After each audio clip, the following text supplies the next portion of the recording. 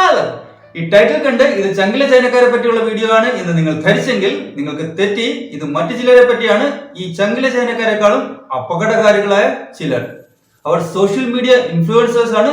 YouTube influencers അടക്കം 1 ഡസനിലധികം പേർ ചൈനയ്ക്ക് വേണ്ടി വിടുപണി ചെയ്യുന്നു. ചൈനയ്ക്ക് വേണ്ടി ഇവിടെ ഇന്ത്യയിൽ ചാരപ്പണി ചെയ്യുന്നു. അല്ലെങ്കിൽ ചൈനീസ് പെർസ്പെക്റ്റീവ്സ്, ചൈനീസ് നറേറ്റീവ്സ് ഇന്ത്യയിൽ പബ്ലിസൈസ് ചെയ്യാൻ, ഇന്ത്യയിൽ പോപ്പുലറൈസ് ചെയ്യാൻ, ഇന്ത്യൻ യുവജനങ്ങൾക്കിടയിൽ ചൈനയോട് ഒരു ആരാധന ക്രിയേറ്റ് ചെയ്യാൻ, അല്ലെങ്കിൽ ചൈനയുടെ പ്രൊപ്പഗണ്ട ഇന്ത്യയിൽ സ്പ്രെഡ് ചെയ്യാൻ ഈ ഇൻഫ്ലുവൻസേഴ്സിനെ ചൈന ഉപയോഗിക്കുന്നു എന്നാണ് സെക്യൂരിറ്റി ഏജൻസീസ് കണ്ടെത്തിയിരിക്കുന്നത്. അവർ ആഭ്യന്തര മന്ത്രാലയത്തിന് റിപ്പോർട്ട് കൊടുത്തിട്ടുണ്ട്. Welcome to jungle minds.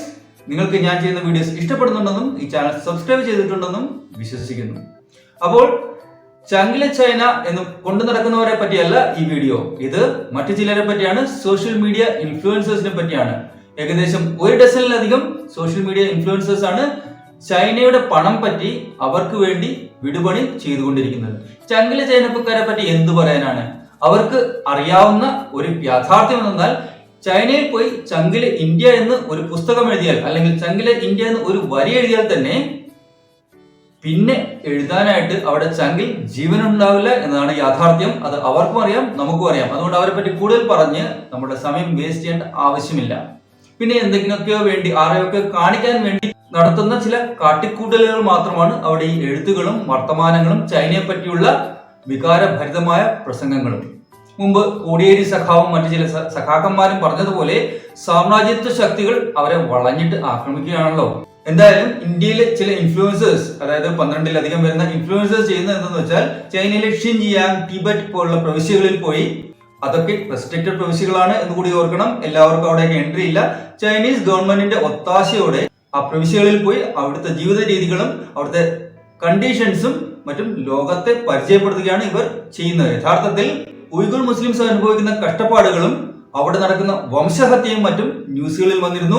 അവിടെ ജനസൈഡ് ഒന്നും നടക്കുന്നില്ല, വംശഹത്യ ഒന്നും നടക്കുന്നില്ല, അവിടെ കഷ്ടപ്പാടുകളൊന്നും ഇല്ല. അവർക്ക് റെസ്ട്രിക്ഷൻസ്, ഉയ്ഗുർ മുസ്ലിംസിന് റെസ്ട്രിക്ഷൻസ് ഒന്നും ഏർപ്പെടുത്തിയിട്ടില്ല. അവിടുത്തെ മൈനോറിറ്റീസ് എല്ലാം സേഫ് ആയിട്ടാണ് കഴിയുന്നത് എന്നാണ് ചൈനയുടെ വാദം. എന്നാൽ വെസ്റ്റേൺ മീഡിയയും വെസ്റ്റേൺ ഇന്റലിജൻസ് ഏജൻസീസും പറയുന്നത് ഉയ്ഗുർ മുസ്ലിംസിലെ ഇല്ലായ്മ ഘട്ടം ഘട്ടമായി ഇല്ലായ്മ ചെയ്തുകൊണ്ടിരിക്കുകയാണ് ചൈന എന്നാണ്. എന്തായാലും അങ്ങനെയൊന്നുമില്ല എന്ന് കാണിക്കാൻ വേണ്ടിയാണ് ഈ ഇന്ത്യൻ ഇൻഫ്ലുവൻസേഴ്സിന്റെ സഹായം ചൈന തേടിയിരിക്കുന്നത്. അവർക്ക് ലക്ഷങ്ങൾ കൊടുത്തുകൊണ്ടാണ് ഇത്തരം പരിപാടികൾ ചെയ്യുന്നത്. ഇവർക്കുള്ള യാത്ര, അവിടുത്തെ സ്റ്റേ, അവിടുത്തെ സന്ദർശനത്തിനുള്ള അവസരങ്ങൾ എല്ലാം ചൈനീസ് ഗവൺമെന്റ് തന്നെയാണ് ഒരുക്കി കൊടുത്തിരിക്കുന്നത് എന്നാണ് ഈ സെക്യൂരിറ്റി ഏജൻസീസ് കണ്ടെത്തിയിരിക്കുന്നത്. എന്തായാലും ഈ സോഷ്യൽ മീഡിയ ഇൻഫ്ലുവൻസേഴ്സിനെ മോണിറ്റർ ചെയ്യാനും വേണ്ട നടപടി എടുക്കാനുമാണ് സെക്യൂരിറ്റി ഏജൻസീസിന് ആഭ്യന്തര മന്ത്രാലയം നിർദ്ദേശം കൊടുത്തിരിക്കുന്നത്. നിങ്ങൾ തന്നെ ഇന്ത്യൻ ഉയ്ഗുർ എന്നൊക്കെ സെർച്ച് ചെയ്താൽ യൂട്യൂബിൽ തന്നെ ചില വീഡിയോസ് കാണാൻ പറ്റും. ഇന്ത്യൻസ് ഉയ്ഗുർ വിസിറ്റ് ചെയ്യുന്നതിന്റെയും അവിടുത്തെ ഗുണഗണങ്ങൾ, അവിടുത്തെ ജീവിത രീതികൾ വിശദീകരിക്കുന്നതിന്റെയും വീഡിയോസ് ആണ് അതൊക്കെ. ഇതൊക്കെ ആർക്ക് വേണ്ടിയാണ് പ്രവർത്തിക്കുന്നതെന്ന് നമുക്കറിയില്ല. എന്തായാലും സെക്യൂരിറ്റി ഏജൻസീസ് അവിടെ പണി തുടങ്ങിയിട്ടുണ്ട്.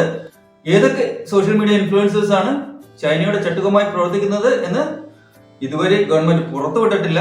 അധികം വൈകാതെ തന്നെ അവരുടെ പേരുവിവരങ്ങൾ വെളിയിൽ വരുമെന്നും വേണ്ട നടപടി എടുക്കുമെന്നും നമുക്ക് പ്രതീക്ഷിക്കാം.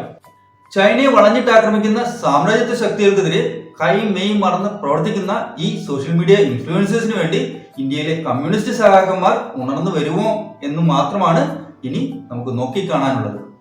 അപ്പോ എനിക്ക് പറയാനുള്ളത്, പണത്തിന് വേണ്ടി എന്തും ചെയ്യുന്ന ഈ സോഷ്യൽ മീഡിയ ഇൻഫ്ലുവൻസേഴ്സും യൂട്യൂബേഴ്സും ഇന്ത്യയുടെ ടുമാറോ അവരുടെ ടുഡേക്ക് വേണ്ടി ഇല്ലാതാക്കുന്നു എന്ന് മാത്രമാണ്. Thank you.